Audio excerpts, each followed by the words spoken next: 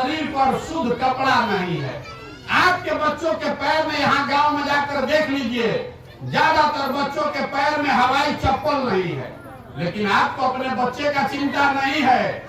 आपको तो पुलवामा पाकिस्तान का चिंता है, आपको चाइना का चिंता है, आपको अपने जात का चिंता है, आपको अपने बच्चे का चिंता नहीं है।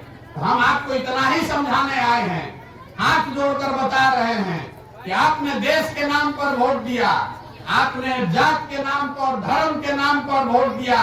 एक बार जगिए और अपने बच्चों के नाम पर वोट दीजिए, अपने बच्चों के पढ़ाई के लिए, उनके रोजगार के लिए वोट दीजिए, तभी ये दशा सुधरेगा, नहीं तो बिहार नहीं सुधर सकता है। बहुत आदमी कह रहा है कि प्रशांत किशोर बहुत होशियार हैं, पढ़े लिखे आदमी हैं, बहुत मुख्यमंत्री बनाए हैं, बिहार को सुधार देंगे। हम आपको बता रहे हैं, जो आता है वो यही कहता है कि हम सुधार देंगे। हम नहीं सुधार सकते हैं। एक प्रशांत किशोर को छोड़िए, अगर 10 प्रशांत किशोर आ जाएंगे तब भी बिहार नहीं सुधरेगा। जब तक आप नहीं सुधरिएगा, आप नहीं जगिएगा, अपने बच्चों के लिए खड़े नहीं होइएगा, तब तक कोई बिहार को नहीं सुधार सकता है। देखिए, आप लोग जितने लोग आए हैं यहाँ, कोई ऐसा घर नहीं है जिससे जवान लड़का, जवान सवान जाकर बिहार के बाहर मजदूरी नहीं कर रहा है। हर घर से 25 साल 30 साल का लड़का हो गया, पीठ पर झोला बांध के ट्रेन में, बस में बोरा के तरह, जानवर के तरह भर के जा रहा है। जिस सामान को आप पेट काट काट के पाल पोस के बड़ा किए हैं, सालों भर आप उसका चेहरा नहीं देखते हैं। कोई छठ में 10 दिन आया तो मुंह देखने को मिलेगा। अगर वो आदमी वहाँ बीमार पड़ जाए तो भी आप छटपटा के रह जाइएगा, नहीं जा सकते। वहाँ जहाँ वो आदमी काम कर रहा है, वो छोटे छोटे कमरा में 4 गो 5 गो आदमी रहता है, 12-12 घंटा अपना हाल गला रहा है 10,000 15,000 रुपया के लिए। पेट काटता है कि घरे 6,000 8,000 भेजेंगे तो बाल बच्चा खाएगा। और आपसे पूछ रहे हैं कि आपने वोट क्यों दिया था, तो आप कह रहे हैं कि भैया गौवा में सब दे रहा था इसलिए हम भी दे दिए। तो अगर आपके घर का सामान, अपना जवानी, अपना शरीर खपा रहा है 10,000 रुपया के लिए, और आप 5 किलो अनाज पर अपना वोट बेच रहे हैं, तो आप नहीं भोगिएगा तो हम भोगेंगे। आपकी गलती है, पहले वो समझिए। गांव में जा रहे हैं तो कह रहे हैं कि मुखिया जी बहुत चोरी करता। मेरे भाई, जहिया मुखिया का चुनाव था, वोट दिया आपने 500 रुपया लेके, मुर्गा भात खाकर वोट दीजिएगा मुखिया को आप, पाउच पीकर वोट दीजिएगा मुखिया को आप, तो मुखिया चोरी नहीं करेगा तो हरिश्चंद्र बनेगा। ये बात आपको समझ में आना चाहिए। 500 रुपया लेकर मुखिया का आपने वोट दिया तो 1.5 लाख रुपया का प्रधानमंत्री आवास योजना चला गया। ये बात आपको समझ में आनी चाहिए। यही बताने आए हैं, अपने वोट की कीमत को समझिए। आपके वोट की कीमत नाली गली नहीं है, आपके वोट की कीमत 5 किलो अनाज नहीं है। आपके वोट का कीमत आपके बच्चों का भविष्य है। उसी ताकत से आप अपने बच्चों को बढ़ा सकते हैं। हमारे बाबा बैलगाड़ी चलाते थे, मजदूर थे, अपने 9 बच्चों में एक बच्चा को पढ़ाए तो हमारे बाबूजी डॉक्टर बने। हम पढ़े हैं तब न खड़ा होकर बोल रहे हैं।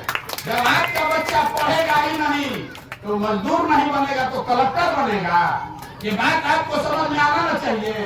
लेकिन आप खाली बतियाइएगा, और फिर चुनाव जब होगा तो वोट उस समय पढ़ाई के लिए नहीं, कोई 5 किलो अनाज के लिए दीजिएगा। तो 5 किलो अनाज आपको जीवन भर में मिलता रहेगा, तो उससे जीवन सुधरने वाला है। हर महीना मांगिए और फिर अगले महीना जाकर फिर मांगिए। यही बताने के लिए आए हैं, हाथ जोड़ रहे हैं। जगिए, अपने लिए नहीं तो अपने बच्चों के लिए जगिए। संकल्प लीजिए कि वोट आप चाहे जिसको भी दें, वोट अपने बच्चों के लिए दीजिएगा, उनके पढ़ाई और रोजगार के लिए दीजिएगा। 5 किलो अनाज के लिए नहीं, नाली गली के लिए नहीं। जब ये संकल्प लीजिएगा तभी बिहार सुधरेगा। बहुत आदमी कह रहा है कि क्या करे भैया, बिहार में विकल्प नहीं है, एगो भाजपा है, एगो लालू जी है, किसको वोट दे।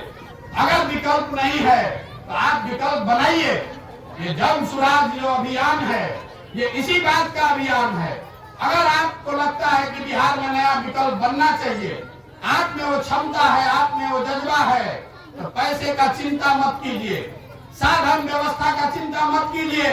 वो चिंता अपने भाई अपने बेटे प्रशांत किशोर पर छोड़िए, लेकिन अपने बच्चे के लिए खड़ा तो होइए, अपने बच्चे के लिए खड़ा होइए, नई व्यवस्था बनाइए, तभी सुधरेगा।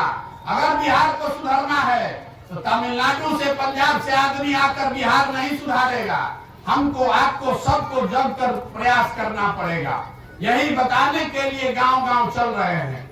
ठीक लगे तो इसको अपनाइए और न ठीक लगे तो जिसका बंधुआ मजदूरी कर रहे हैं जाति के नाम पर धर्म के नाम पर वो करते रहिए, लेकिन वो कीजिएगा तो लिख कर रखिए, आप अपने बच्चों के भविष्य के लिए खुद ही जिम्मेवार होइएगा, दूसरे को दोष मत दीजिए।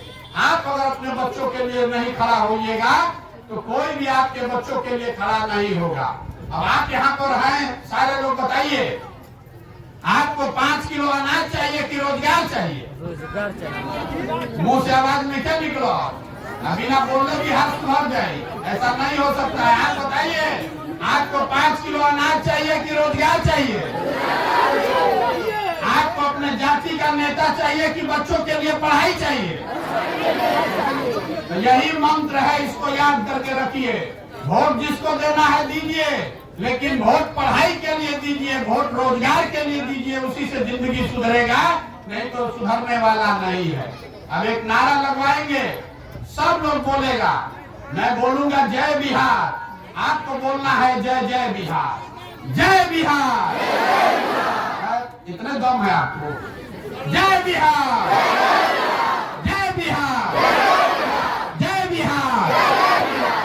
ये नारा क्यों लगवा रहे हैं आपको? ये नारा इसलिए लगवा रहे हैं कि बिहार में लोगों का आत्मसम्मान मर गया है। बिहार के बच्चे आपके घर के सवाल जब बिहार से बाहर जाते हैं, कोई पढ़ाई के लिए गया, कोई मजदूरी रोजगार के लिए गया, तो बिहार के बाहर कहता है बिहारी मतलब बुर्बक, बिहारी मतलब अनपढ़, जिसको मन हुआ वही 2 थप्पड़ मार दिया। हम लोग सारे लोग बिहार के अनपढ़ और बेवकूफ नहीं है, यहाँ के नेताओं ने, व्यवस्था ने हम लोग को बेवकूफ बना दिया है। अरे ये तो ज्ञान की धरती रही है। आपके हमारे पूर्वजों ने इसी बिहार में ऐसी बढ़िया व्यवस्था बनाई थी कि पूरे दुनिया से लोग पढ़ाई करने के लिए नालंदा आते थे। और आज का दशा देख लीजिए, आज जो व्यवस्था है, आपके बच्चों के 5वां क्लास में पढ़ने का भी व्यवस्था नहीं है। इसको सुधारिए, आप अपने बच्चों को पढ़ाइए। आपने बच्चों को मजदूर बनाने के लिए नहीं पैदा किया है, बच्चों को पढ़ाइए, उसको अफसर बनाइए, मजदूर मत बनाइए। यही बात बताने आए हैं। समझ में आए तो बहुत अच्छा, और न समझ में आए तो उससे भी अच्छा। वोट लेने का अभियान नहीं है। गांधी जी ने देश को आजाद आपका वोट लेकर नहीं किया।